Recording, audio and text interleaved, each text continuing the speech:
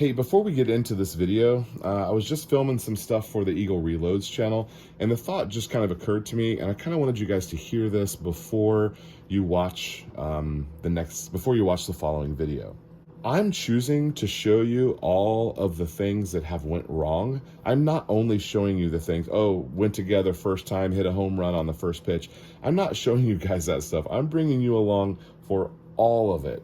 The things that have gone well and the things that have gone bad. And I know for some of us in this 2022 world, maybe that's a little bit too much of a slow burn for you, but this is a vlog channel and I am only documenting what's working here on the workbench, and there's good stuff happening here and there are mistakes being made. So with that in mind, please enjoy the following video.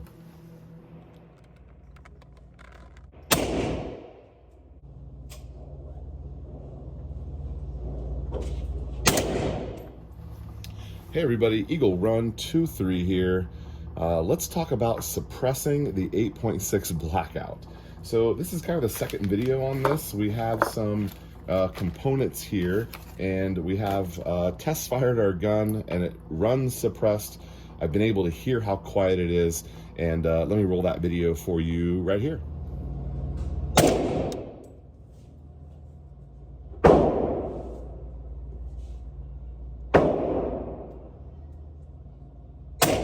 In one of those, we shot the discrete ballistics. This was a 300 grain FMJ.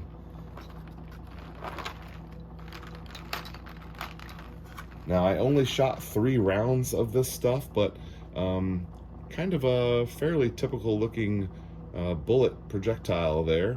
But yeah, it was very quiet. I was able to shoot it without headphones on, and I don't have a ton of experience with suppressors, so I kind of had to ask.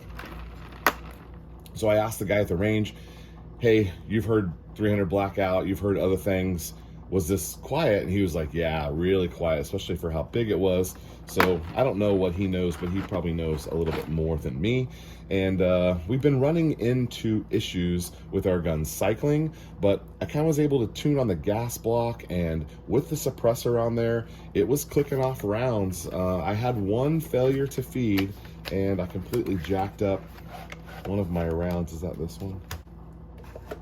So we did have one failure, and it completely jacked up the brass on this one. It's unfortunate because this brass is impossible to find, and it's hard to make. So that's really sad to see. But we'll figure out if that's fixable. I don't know that it is. That one might be too far gone. But given how hard these rounds are to find, we may have to figure out if that is repairable or not.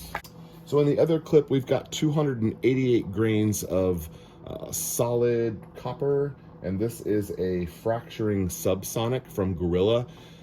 These are what I have the most of, and so just saving the brass, shooting them, trying to get the gun to cycle. I feel like the gun is in a good spot right now, and we are ready to reload our supersonic rounds, because so far I only have subsonic.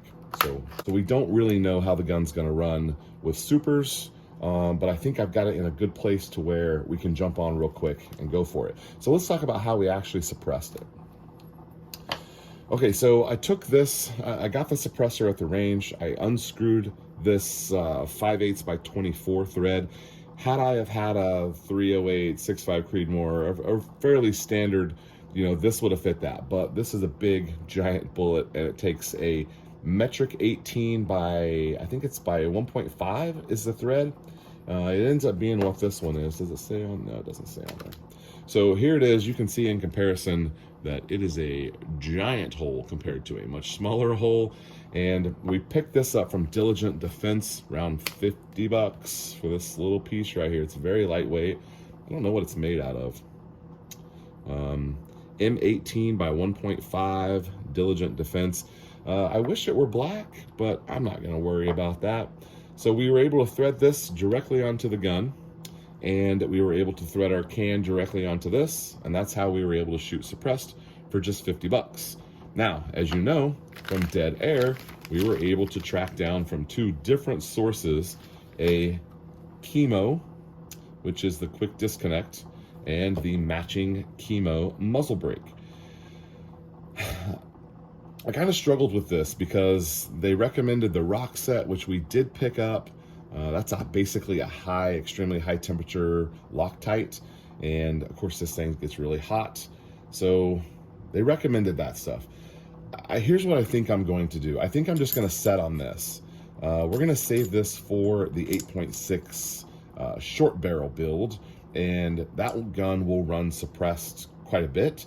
And I would like to maybe be able to reuse the suppressor on another gun, maybe. I don't know. Maybe we'll just end up permanently mounting this and leave it suppressed all the time. All that doesn't matter because we can't even bring the suppressor home. So I guess we'll figure some of that stuff out later. For now, we are going to run the Faxon muzzlelock. Now this is the 118x5. This is made for the 8.6. And let me show you what that looks like on the gun. Here is the 8.6 Blackout. Polymer lower, Leupold 1-4 optic. We've got a CMC trigger. Everything's functioning fine. It cycles okay. And there is that muzzle device right there.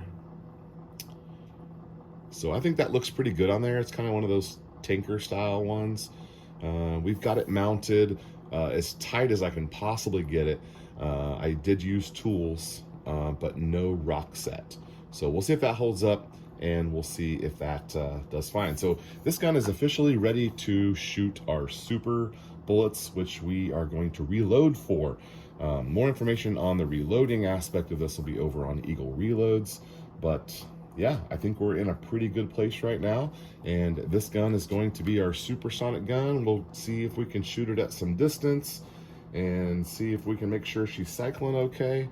I did tune on the gas block a little bit, but everything seems to be fine. All right, that's what we've got for now. Eagle Run 2-3. Thanks for watching.